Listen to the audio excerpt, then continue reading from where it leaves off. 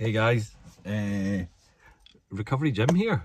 Yeah, it's been a while. I honestly did not mean for it to be this long, before I did another video. I think it's nearly, if not 6 months ago since I last did a video. So apologies on that. I honestly I kept on meaning to do one. And yeah, I guess moving into the cottage and building the business and all, life just kind of gets away from you. And I guess that's what I want to kind of talk about today as well. In this past 6 months since I've kind of done a video and spoken to you guys. Obviously I still do my daily reprieve on Instagram, which again I've mentioned today that's gonna stop being a daily thing on day 500, which bizarrely is New Year's Eve, or Hogmanay as it is in Scotland. So 500 days ago from New Year's Eve, I didn't think, right, I'm gonna give up drinking on this day so that in 500 days time it's gonna be New Year's Eve 2021 going into 2022. No, that's not how it worked. But you know what? Some people have asked, am I going to do this forever? And no, I can't. I don't think I can do a daily, selfie and kind of little blurb about what's going on in my life or what's happening that day. I can't do that for, indefinitely. I can post, which I'm going to still do. But yeah, and it's not like it's a pressure that I'm feeling that I'm doing it every day. It's nothing to do with that. It's more just a kind of I need to break that post to day count thing, so that if I do miss a day in the future, it's not just, and then people are going to go, oh my God, does he relapse? What's going on? So I'm just going to go, right, do you know what? It's drawn a line in the sand, 500 days, boom. I may post every second day. I may do a week of just posting daily. Who knows? But I don't want to feel that I need to post every day anymore. So there's that. I'm like 3-4 months ago now, I got a year. So woohoo! Woohoo! To all my American counterparts out there. Yeah, I got a year, which is, fantastic. But again, it's one day at a time. Now, since getting a year, it's not because I've gotten a year that I've stopped going to fellowship meetings. There's a whole number of reasons behind that. There was a few things in the summer, COVID related, that we couldn't get into our rooms to have them. So we went outside with some of them. There's obviously Zoom meetings all the time. So there was that. But I started thinking, what if suddenly I really, really, really desperately need a meeting and it's not available? And that just kind of flipped a switch in my head, and I thought, I don't want to be dependent on the fact that if I need a meeting and it's not available, I'm going to go out and relapse. And I didn't want that that kind of panic or that necessity for a meeting to be in my life.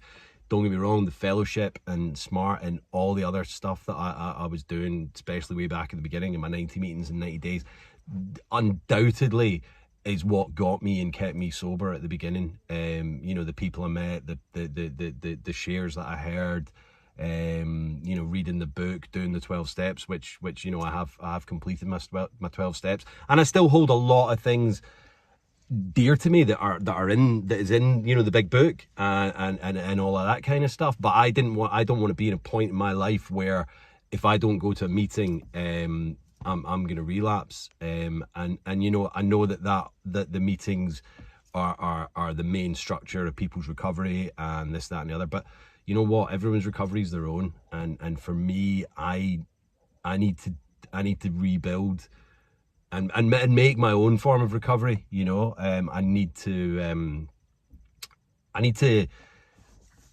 I've said it before in some of my videos in the past. I need to. I've got a year. I'm in recovery. I've got a year under my belt. Well, 15 months I think it is now.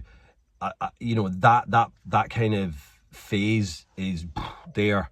Now it's about rebuilding, living the life that I've always wanted to live, you know, doing the things, adulting, you know, simple things like, you know, paying bills and being able to, you know, buy Christmas presents, you know, stuff like that, you know, yeah, I've been able to buy Christmas presents in the past, but you know what, there was always that thing at the back of my mind, like, am I going to have enough money for booze? You know, am I gonna well, maybe I'll scrimp on this present so that I can go out on this night out rather than spend, you know, money on this do you know what I mean? All these things, it's, you know, it was always, booze always came first.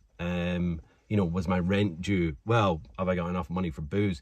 You know, all of these things I don't want, that's not in my life anymore. So now I want to start building and making a future for myself. And yeah, that of course that includes recovery, but recovery's here, and that's going to stay there. But now I need to start, you know, living, you know, having all these different things that normal people have, you know, that isn't, you know, completely shut off from because of the addiction. So yeah, so I still have, you know, still got a lot of friends in fellowship. You know, I know that the meetings are there should I ever need them. You know, I still keep in touch with a lot of people from my meetings and from, you know, around the world, that I've met on Zoom meetings and things like that. So that's all still, it's all still there. And you know what, I will go back to meetings from time to time. I'm sure I will. But for me, and also the fact that I've been building this business over a year, my gardening's still going well, still doing it. All my gear's still there, you know, as usual. But to be able to get sober in a year and also build a business where I'm, you know, I'm still going. That in itself is, I know it's a small business. I'm not making, you know, an absolute fortune, but I'm making enough to live, and that is for me one of the most powerful things I've done this year. Do you know what I mean? Like getting sober, staying sober, and being able to function under my own means and pay my own wage. Do you know what I mean? That's like, you know, immeasurably gratifying, and yeah, I am grateful for it. But again, it's the hard work, it's what you put in. So yeah, so it's about staying connected. I still stay connected with people. You know, I still read Quitlet, I still read the big book, I still read my Just for Today every day. So all of that's still there. As my business is got, you know, bigger, I suppose, you know, by the time I get home, to then get home, make sure Poppy's all right, she can get out and go for her business, to then have to go way back up into Douglas is, you know, it's winter, it's dark and all that, I'm knackered. You know, that's like, do I want to be doing that? Is that going to be putting added stress on me? At the moment I get home, I do a bit of writing, you know, a bit of journaling, talk to some friends, you know, all that kind of stuff. It's living, and you know what, meetings for me at this point isn't first and foremost on my agenda. So I just wanted to kind of talk about a bit about that, and yeah, and just say hello, that I'm back, and I want to be doing a lot more videos. I feel not bad, but I feel like I've just kind of let that bit slide. And again, that's another thing about recovery, you know, I don't want to let things just, oh well, I can't be bothered doing that, so I'll let that slide. It's not about that. There's just other things going on, you know, and it's about time management and I suppose mental management, emotional management. Like, you know, you don't want to be doing too many things and trying to get ahead of yourself. So yeah, so that's kind of where I'm at the moment in my life. And again, I want to do more videos. It's not going to be as much as I was doing before I moved into the cottage, but I guess I wasn't working as many hours back then. I was living at my parents' house, so you know, there was that. yeah, now I'm kind of gonna start doing a few more videos. I feel like I'm rambling a bit now about this because I haven't really set it out as I never do. I just kind of come on and freestyle the videos. Although I did want to talk about the fellowship and complete my 12 steps, and that I feel that anyone that is out there that is kind of struggling, early days recovery, fuck man, by all means go to the meetings, go to as many meetings as you can, make connections with people that are a week ahead of you or 10 years ahead of you. All of that is going to be without a doubt the most important thing you do at the beginning of recovery. But once you get to that point where you feel like you've maybe got a handle on it, then you can start rebuilding your life. And I know some people are going to go, yeah, you're never fixed. And I know I'm never fixed, but I feel that I am strong enough to be able to go, do you know what? I'm not going to do the meetings at the moment. I've got other things going on in my life that I know for a fact that tonight I'm not going to go out and drink. I'm going to get my head on that pillow sober, and I'm going to wake up tomorrow, and then we'll see what tomorrow brings. But it is one day at a time. It always is. But you know what? You can start to feel stronger. You can start to feel like you've got a handle on this. Of course, booze thoughts come into my head. They still do. One last night was weird. It was like the thought came in, and normally I just pass them off. But it came in, and I looked at the clock to say, like, oh, is the shop still open? And that was weird. Like, yeah, the shop's open, but I ain't going down to the shop. Why would I go to the shop? It's not on my agenda in any way, shape or form to go and have even a try taster to see if I'm going to turn in to be a fucked up alcoholic state again. Because I know that will happen. I've said it before. I know that as soon as that taste hits my mouth, all fucking bets are off, and I will end up in a fucking stupor somewhere within an hour or at least 24 hours, but it's not going to be fucking pretty, and it's going to be a hard fucking slog, if not the worst one I've ever had to get back from. And I don't want to do that. It's just not worth it or on my agenda. Do you know what I mean? It's not something I'm even thinking about doing. The booze thoughts will pop in, but I don't let them manifest. I don't let them worm in further and go, oh, what about tonight? Just that little. No, fuck off, man. I'm not doing it. I'm not drinking. I've spoken to a few other people about this. Like, I've got friends, some in recovery, some not, that smoke weed, and weed was never a problem for me. And would I go and have a smoke, a little toot, as we used to call it? Like, no, because again, in my mind, that's breaking my abstinence, regardless of whether it be booze, which was my main demon.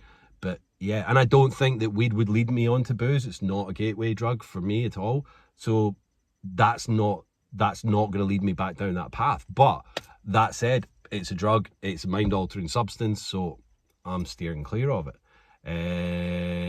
Recently, I did come off my antidepressants as well, because again, it was like, what came first, chicken or the egg? Was I depressed and then I drank, or was I depressed because I drank? So I was put on my antidepressants about 2 years ago because I was obviously having some issues, and the doctors probably saw it as an easy route out. Here, take some of these, which they do with a lot of people now, any type of problem. Take some antidepressants and leave me alone.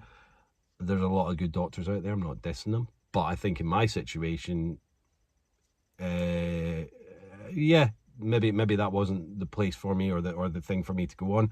But I managed to keep taking them the whole time, which obviously they didn't work when I was drinking, but I still took them. But then I thought recently, I don't want to be on these anymore, because what are they doing for me? I feel good, I feel happy, so I weaned myself off them, and I'm now, I think, 2 months clear of them. So touch wood, I'm all right. Yeah, I feel fine. I know that things are going to happen in your life, and this, that, and the other, and not every day is a happy day. Do you know what I mean?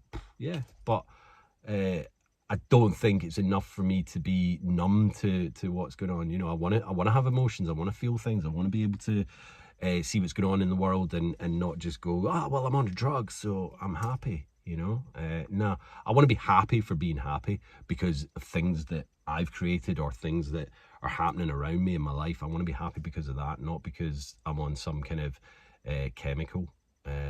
Anyway, that is me for today. I'm just going to give you a little view of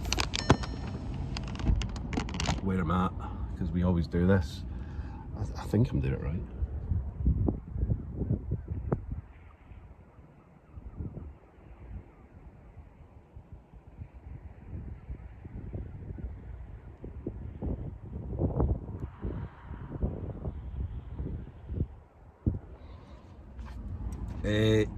I think we've been here before. A little place called Port St Mary, just down on the harbour's down there. Yeah, so that's us. I'll try and do a few more of these. I don't think I'm going to make it 6 months again, but just wanted to say Jimmy's doing well. Jimmy's great, and still sober, still clean. So hit the like button, share it, share a like, comment, you know, do all that. Stay strong, stay safe, stay strong, stay supportive, and yeah, it's good to be back, and love you all. Peace.